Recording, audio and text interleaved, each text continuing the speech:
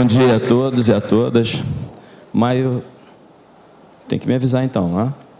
O tempo, né? Avisa aí, tá?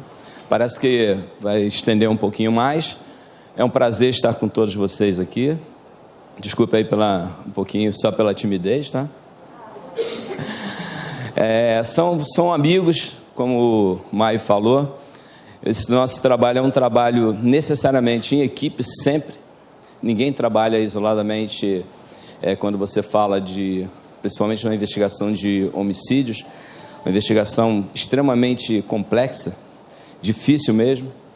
E eu começo a minha carreira na Polícia Civil em 1988, eu tenho 29 anos de Polícia Civil, sou inspetor de Polícia Civil do Estado do Rio de Janeiro e lotado lá na DH há 21 anos. Foi uma escolha inicial, não consegui ir para a Delegacia de Homicídios e foi bom, logo no início da carreira, né? Você entra extremamente empolgado e começa a fazer relatórios de homicídios, difícil você não se apaixonar pela matéria. Existem duas formas de você trabalhar, eu sou um investigador de homicídios nesse momento, duas formas de você trabalhar com investigação. Uma delas é o comprometimento e a outra o envolvimento. Então, o Maia até citou agora o doutor André Leiras, que está envolvido numa investigação. É mais do que isso, é estar comprometido com a investigação. E aí eu diferencio isso falando da vaca e do porco.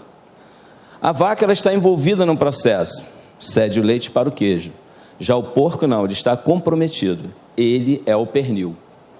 Então, se você não tem essa vontade de investigar, de se comprometer, nós montamos na Homicídios o CSI. Se sai. Se tem preguiça, se está só envolvido, é melhor ir embora, porque você não vai se divertir. O que eu julgo importante, e o que eu vou colocar aqui o tempo inteiro, é a minha opinião. São as minhas opiniões a respeito desses temas. Essa ferramenta que eu trago para vocês, a psicologia forense, e um pouco mais a psicologia criminal, que é o que nós fazemos, e vamos parar por aqui, né, para que vocês prestem um pouco mais atenção na arte de investigar, porque isso aqui é uma arte. E a arte, ela tem aspectos extremamente subjetivos. Nem tudo pode ser explicado numa arte. Isso é muito bom. Porque muitas pessoas procuram os segredos de uma investigação e na maioria das vezes elas não encontram. Por quê? Extremamente subjetivo. Cada passo da investigação, na objetividade, como a doutora Denise falou agora, da perícia criminal, que você tem que ser objetivo, à procura de uma prova material. Nós estamos focados nas provas testemunhais. Claro que você tem que entender muito dessa prova material, porque a testemunhal tem que trazer congruência com essa prova material já exposta pela perícia. Você não trabalha sozinho, vai lá e escuta, olha, é um objeto, esse objeto que foi utilizado para essa morte, é um objeto pérfuro cortante. E aí ele vem e diz que matou, na confissão, matou a vítima com uma paulada. E aí o perito fala, olha, acende uma luz aqui que não é bem assim. Ele está querendo testar o seu conhecimento. Olha, eu tenho a mania de dar aula de tudo. Então já vão acenando aí e deixando as perguntas para depois. Porque você bate num ponto e no outro e a investigação é assim. Como se você abrisse uma ducha e descesse todo esse conhecimento sobre você. E você precisa saber disso tudo, sim. Então, muitas vezes você começa a falar de prova material, prova testemunhal, da mentira, do blefe, enfim, que a mentira tem que estar sempre sendo contada muito perto da verdade, e se ele não conta essa mentira próximo da verdade, não há congruência com a prova material, você tem que insistir, e começa numa entrevista, e não tem o tempo para acabar, tem que ter envolvimento, tem que ter comprometimento, você tem que conhecer a matéria. É uma matéria multidisciplinar, você tem que saber de tudo, mas não pode se tornar o animal mais completo da face da terra. Vocês sabem qual é? o pato. Faz de tudo, anda, nada, voa, corre, tudo que ele faz é uma porcaria. Porque você encontra muita gente no mercado, falo mercado aspas, né?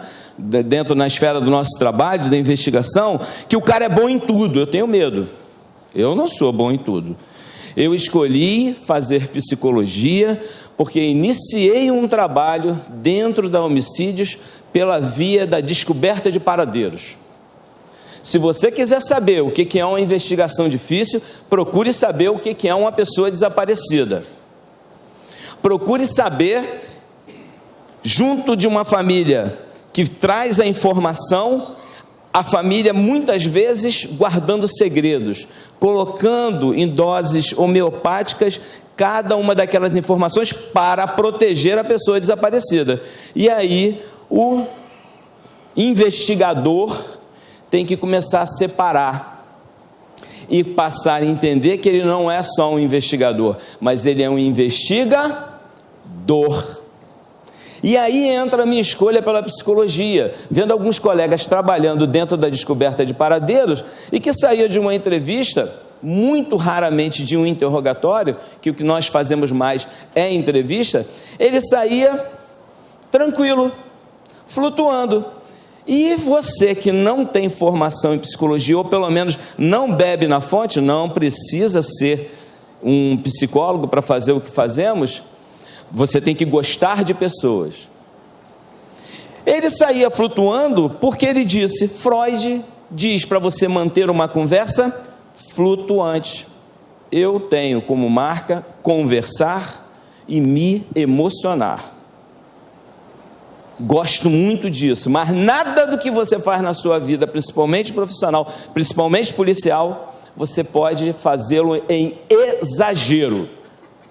Você descobre estudando psicologia que a diferença entre um homem normal e um anormal é o exagero. Um homem doente é o homem normal, o homem doente é um normal, só que exagerado. Você tem um monte de vontades por aí, você não faz, o louco faz. Você tem as mesmas vontades.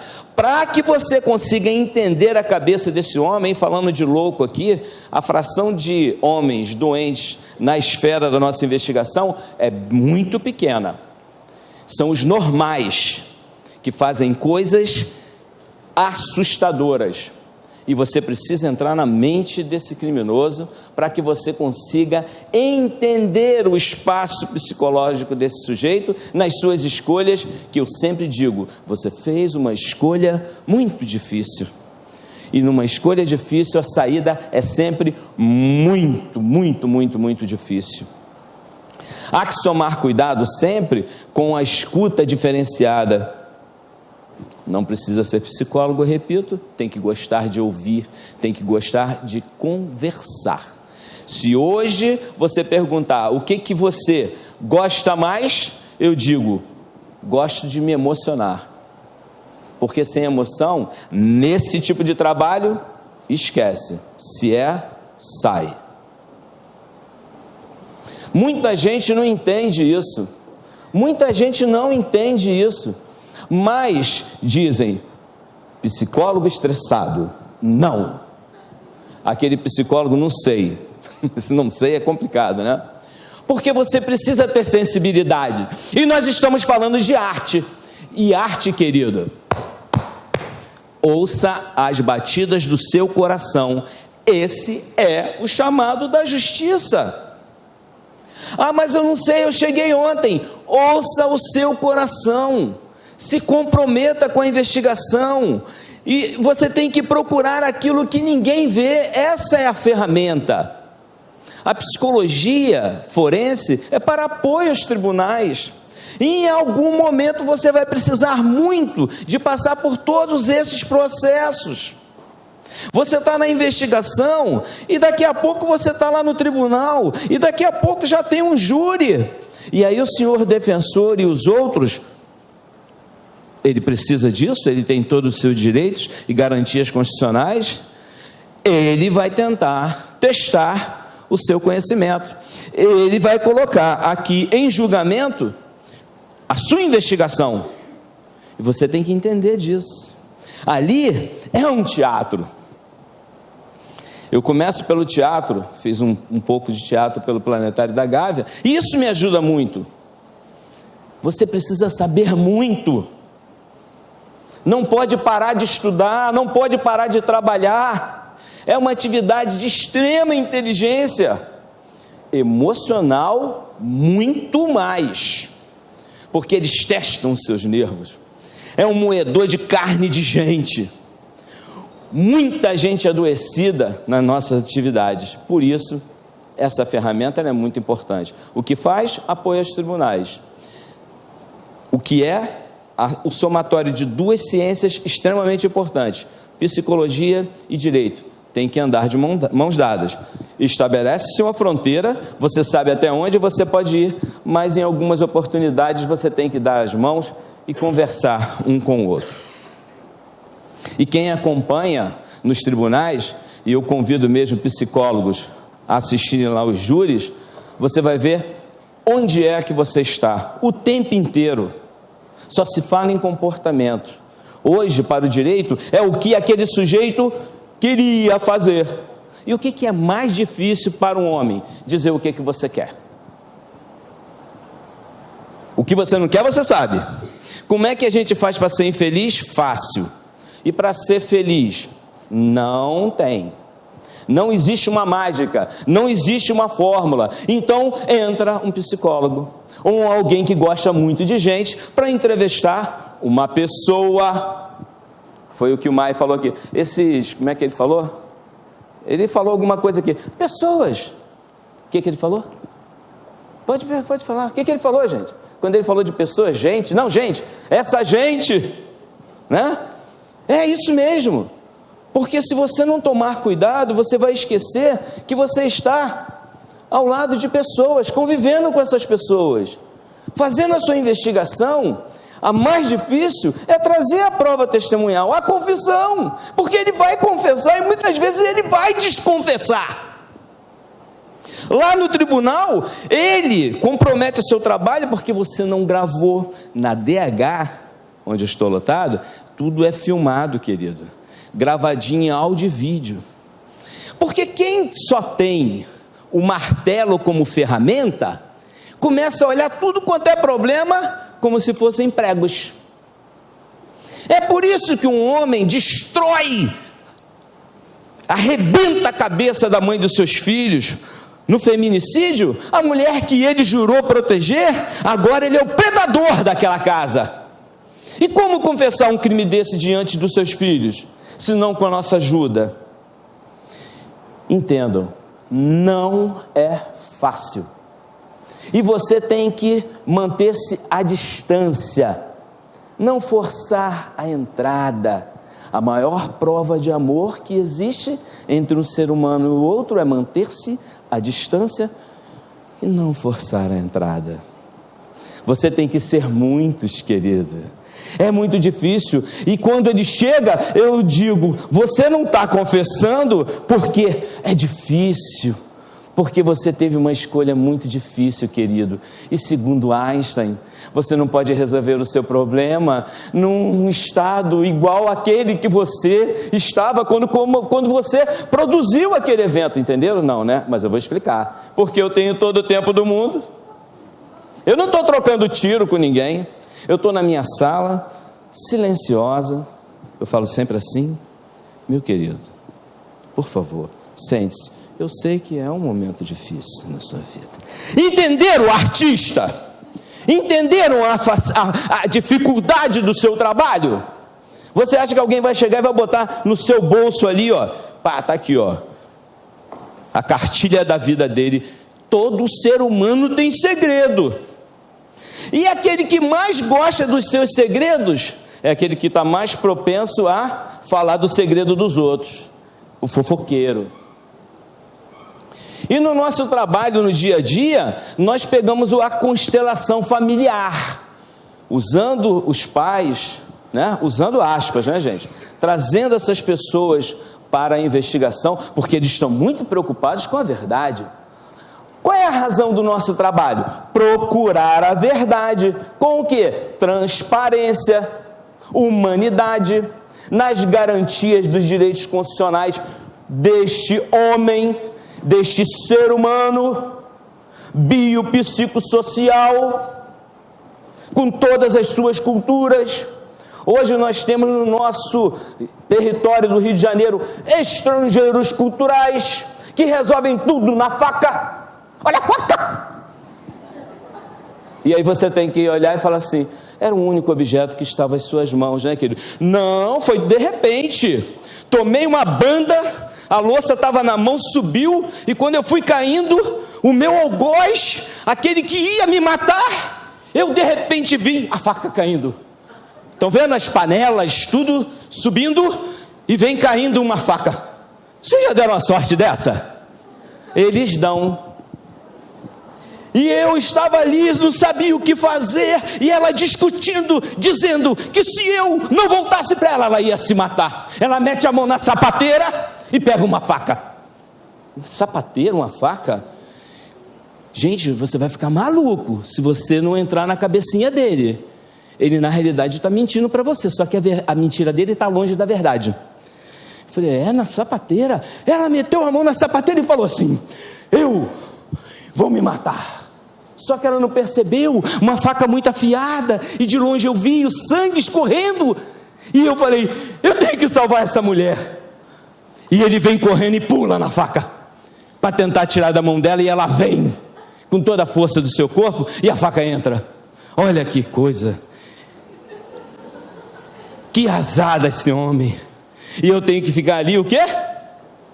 Cara de paisagem, estado de epoquê, em neutralidade e espontaneidade. A neutralidade, não trago nada de mim para aquela cena. Eu chego numa cena, geralmente vem um assassino, e o assassino está sempre vestindo aquela camisa daquele time que começa com F, eu não falo, porque não é Fluminense. E aí eu chego e falo assim, seu tricolor, por favor, não olha isso, esse rapaz, não, ele é gente boa, né? Ele está com essa camisa, mas deixa. Porque se você trouxer alguma coisa para aquela cena, você já começa a ficar num asco, vai tomando raiva da pessoa, ela te faz lembrar aquela mulher que te abandonou. Isso nunca aconteceu comigo, tá, gente? Aí a doutora Mônica, o cara está falando uma coisa, está dizendo outra, olha, positivo, mas você está aqui. Duas linguagens importantíssimas, verbal, não verbal, neutralidade, espontaneidade. Einstein, Kierkegaard, o homem da angústia, que movimenta, inconsciente, superego, ego. Quem assistiu essa novela aí, né, que acabou ontem, um Globo Repórter só para falar desse comportamento. Olha que coisa importante. E a nossa produção acaba sendo importantíssima quando você trabalha com uma visão multidisciplinar e transdisciplinar também. E aí eu vou encerrar aqui, porque o meu tempo já deu, e dizendo para vocês, nunca tentem pensar diante de um investigador, porque ele é diferenciado. Deixa ele contar a história até o final, para que você possa entender o que ele está querendo, o que ele está buscando. Quem conhece Vicente de Carvalho aí? O que, filha? O que? O metrô, o shopping carioca. Vicente de Carvalho costumava dizer, não estou falando nada de lugar, a senhora que entrou na minha. Vicente de Carvalho costumava dizer que a felicidade que supomos, ela existe, mas nós não a alcançamos, porque a felicidade que supomos, ela está sempre onde a pomos, e nunca a pomos onde estamos. Sejam bem-vindos, sejam felizes hoje, quando eu me formar, não é hoje, é agora, tá? Nesse momento, e divirtam-se. Obrigado.